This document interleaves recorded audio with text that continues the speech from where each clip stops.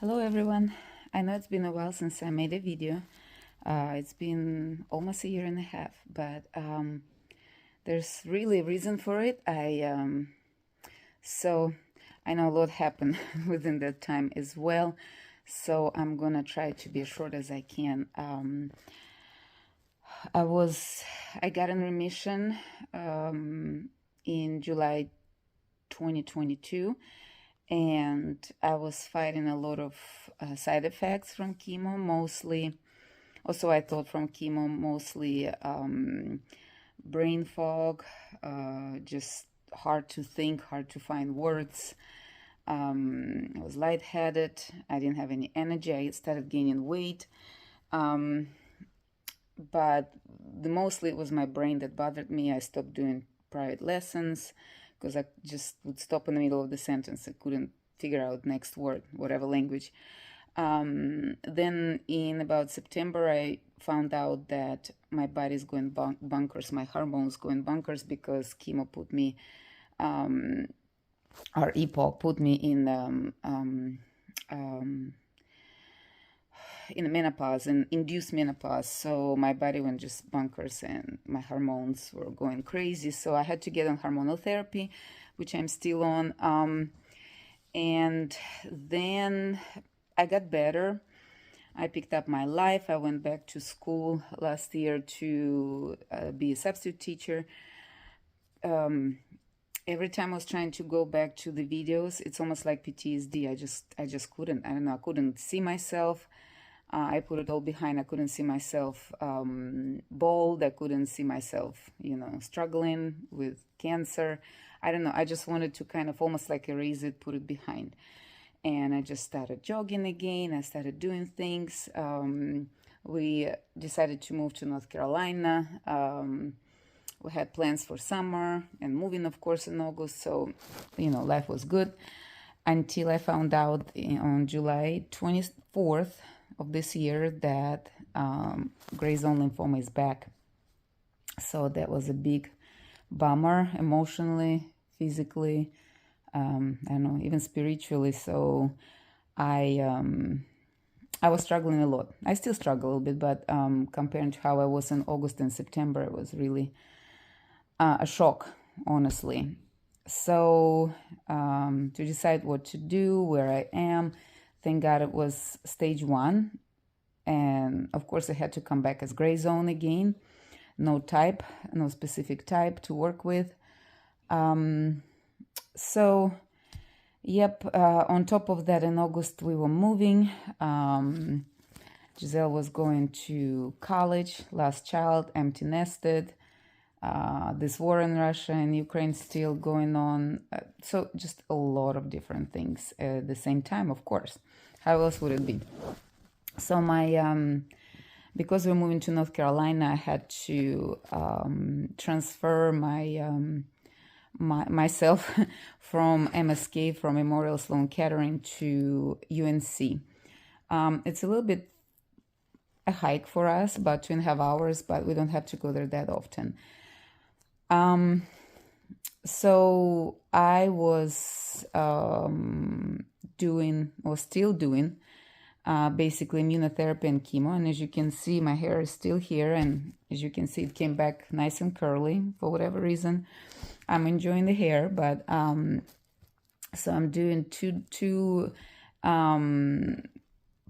drugs of immunotherapy and 1 chemo every 3 weeks. So it's not that bad.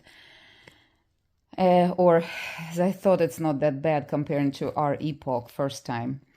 And I had a big recommendation from both MSK and UNC to have a bone marrow stem cell transplant done, which we're going to do in December.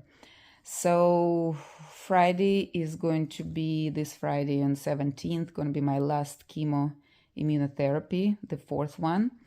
And at this point, I am, as of 2 weeks, I'm cancer-free again. Woohoo! But it feels weird because I'm still doing chemo to make sure that nothing comes back before transplant. And if anything was hiding, any cancer cells were hiding that were not visible for a PET scan, that they get killed as well. So the success of transplant, as far as understood, is depends on how healthy my body is from cancer. So that's the plan.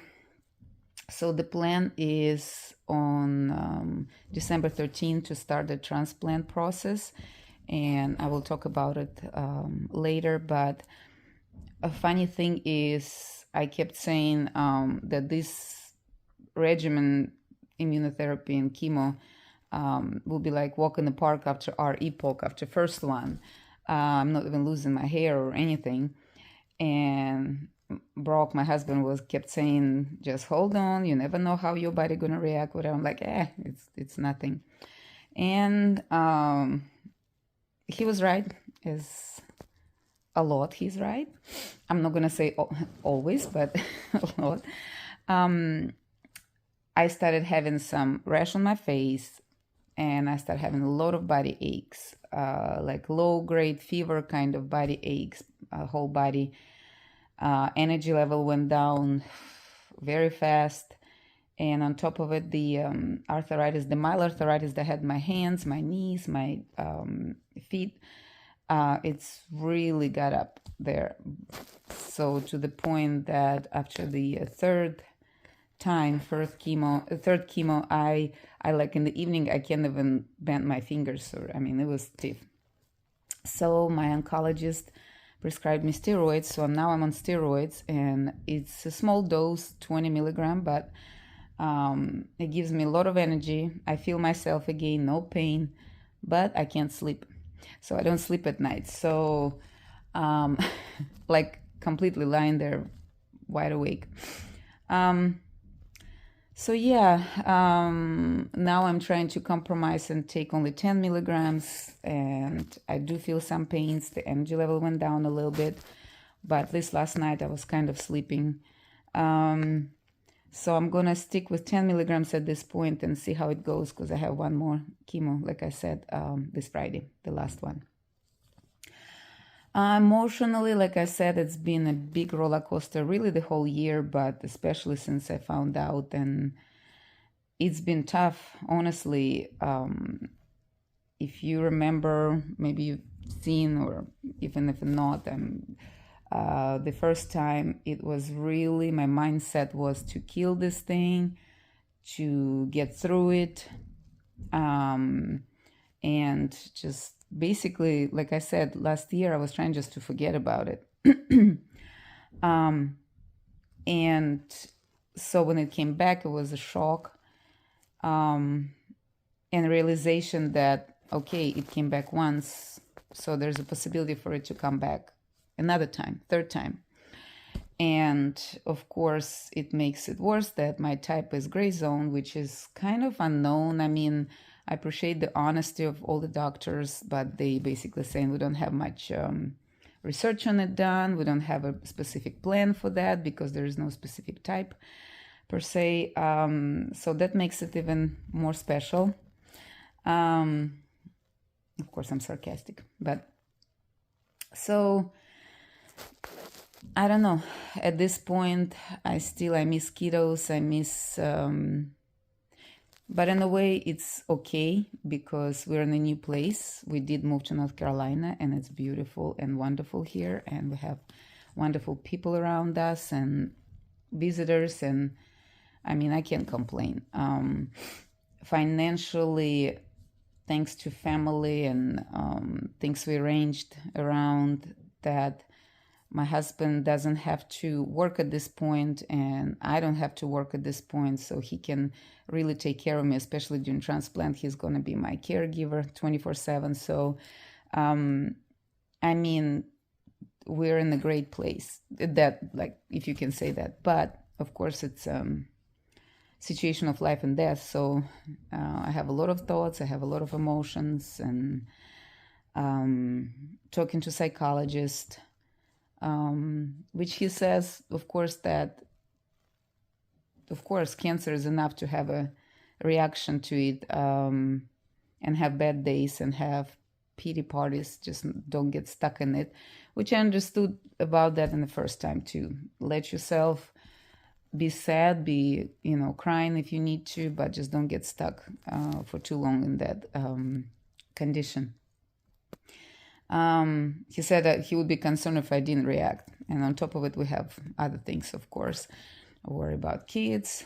They're far away. Worry about my husband who has his own health issues. And he is being so wonderful taking care of me. My gosh. I couldn't ask for anyone better.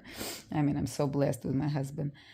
But of course, not seeing my mom, not be able to kind of go at this point where I want to go, work where I want to work, just do the things I want to do, go for a jog, and that I had already planned for. That sucks, but have to do what I have to do. And the day they told me I'm cancer-free, the same day I had to go and do my 3rd chemo, and I knew more coming, and transplant is coming. I turned to my husband and I said, let's just go. I'm cancer-free. I'm good. Let's just go. We'll see what's going to happen. Maybe we'll never come back. But then, of course, there's a thought that every time I have to go for checkups, probably every 3 months, it's going to be such an anxiety. Is it back? Is it back more aggressive than it was? So I will listen to all the doctors and my husband and God and my head, of course, that this is my best chance to hopefully get rid of cancer for good, or at least have more years of cancer-free life, and go from there. So more videos to come. I'm back, as much as I'm still struggling to be back, honestly, but I had a lot of confirmations and been tagging on my heart to go ahead and continue and show you this wonderful process of transplant, bone marrow stem cell transplant, which is amazing thing. I just wish I wasn't the one going through it, but it is an amazing thing what medicine can do right now. So anyway, I'll see you guys later. Bye.